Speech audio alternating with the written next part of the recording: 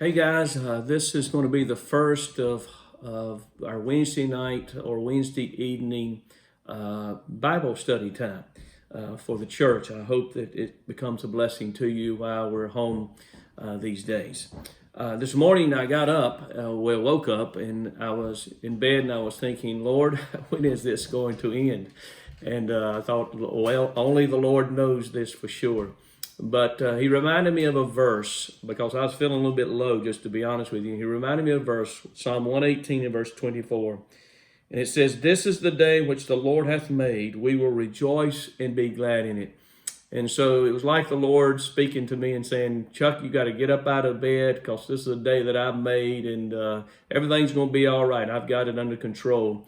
And I'm glad that he does. But I got to looking at this verse in Psalm 118. And I got to thinking and asking myself, why did David, the psalmist, write this? Why did he say this? Why did he put this in song? And I looked at it, and verses 1 through 4 gives us part of the answer. This psalm gives us the answer. But in verses 1 through 4, we see that David said this, dear friend, because he was reminded that God's mercy endureth forever. He said, we can give thanks. Oh, give thanks unto the Lord for his good, for he is good, because his mercy endureth forever. Verse 1. Verse 2, he said, let Israel say so. And then verse 3, he said, let the house of Aaron now say that his mercy endureth forever. And then in verse 4, he said, let them now that fear the Lord say that his mercy endureth forever. So David wrote this in verse 24. This is a day which the Lord hath made. We will rejoice and be glad in it. Because, first of all, the Lord's mercy endures forever. The second thing we see is in verses 5 through 18, David was able to say this because of his past experiences with the Lord, revealed to David presently that the Lord had made every day. And so in the past, David could look and say, God did this for me and God did that for me. And he's thinking this day, whatever this day holds, the Lord has made it. And whatever takes place, God has made this day, and everything's going to be all right. I look in verses 5 through 18. I'm not going to read these verses for the sake of time, but I trust that you will. David was looking back how the Lord had defended him and how the Lord's defense had given him victory over the enemies in the past. And then he also mentioned how the Lord had helped him. And verses 8 and 9, he mentioned how it is better to trust in the Lord, verse 8, than to put confidence in man. Boy, does that not speak to our heart during this day. In verse 9, he said, it is better to trust in the Lord than to put confidence in princes, in leaders, man in leaders. Our trust, our confidence, it doesn't come from man, and it doesn't come from the princes of this world or the leaders of this world. Dear friend, our trust as a Christian, our confidence as a Christian comes by our trust in the Lord.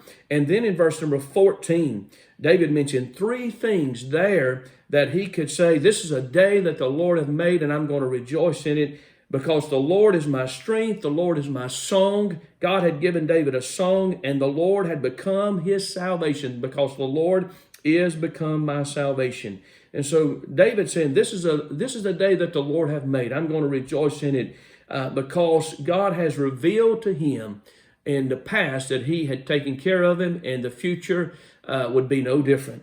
And then the third thing that I see, the reason David could say this was because in his day, he was confident that Christ would come. If you'll notice in verses 19 through 23, these verses speak of the coming of the Lord, the Messiah. And then look at verse number 22. It gives complete references. The stone which the builders refused is become the headstone of the corner. This is quoted in the New Testament as well. And so David is saying here, hey, Messiah's coming, Christ is coming, and it's going to be all right. The world may reject him, but he's coming and everything's going to be all right. And then I think the following verses 25 down through the remainder of the chapter, verse number 29, I believe it is that the Lord, David was saying here, this was giving reference to the future and the possibility of the future of the second coming of the Lord. Think about this. David was saying, thou art my God, in verse 28. he was saying, I'm going to praise you, Lord. I'm going to exalt you, Lord. Verse 29, he ended the psalm just like he began it by saying, his mercy endureth forever. Dear friend, we can rejoice. This is a day that God has made, and I trust you can rejoice and be glad in it. And I encourage you to read Psalm 118 in its entirety, and trust it'll be a blessing to you like it was to me this day. And don't forget, whatever tomorrow holds, we know who holds tomorrow. Thank you, and God bless you. Love each and every one.